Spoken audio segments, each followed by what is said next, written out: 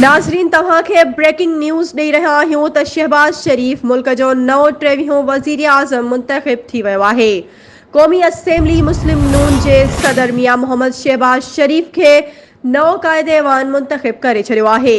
शहबाज शरीफ़ के ऐवान में 174 वोट मिलिया, जॾहिं त पाकिस्तान तहरीक इंसाफ तरफ़ां शाह महमूद कुरैशी वज़ीर आज़म जो उम्मीदवार हो, पर PTI तरफ़ां बाइकॉट करण खां पोइ शहबाज शरीफ़ वज़ीर आज़म जो वाहिद उम्मीदवार हो, जेको 174 वोट खणी वज़ीर आज़म मुंतख़िब थी वियो आहे।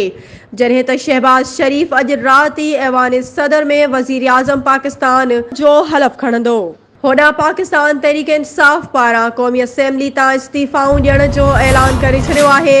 उन हवाले सां क़ौमी असेंबली में PTI जे पार्लियामानी पार्टी जे इजलास अंदरि मौजूदा हुकूमत सां गॾु असेंबली अंदरि वेहण खां इनकार कंदे असेंबली सेटन तां इस्तीफ़ाऊं ॾियण जो ऐलान कंदे असेंबली मां वॉकआउट करे छॾियो आहे।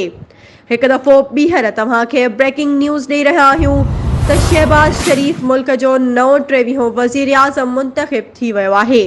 क़ौमी असेंबली मुस्लिम नून जे सदर मियां मोहम्मद शहबाज शरीफ़ खे नओं क़ाइदे ऐवान मुंतख़िब करे छॾियो आहे।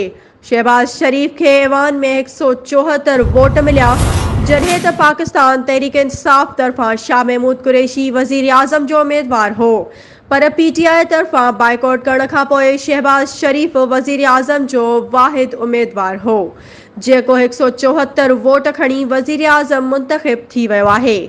जॾहिं त शहबाज शरीफ़ अॼु राति ऐवान सदर में वज़ीर आज़म पाकिस्तान हलफ खणंदो।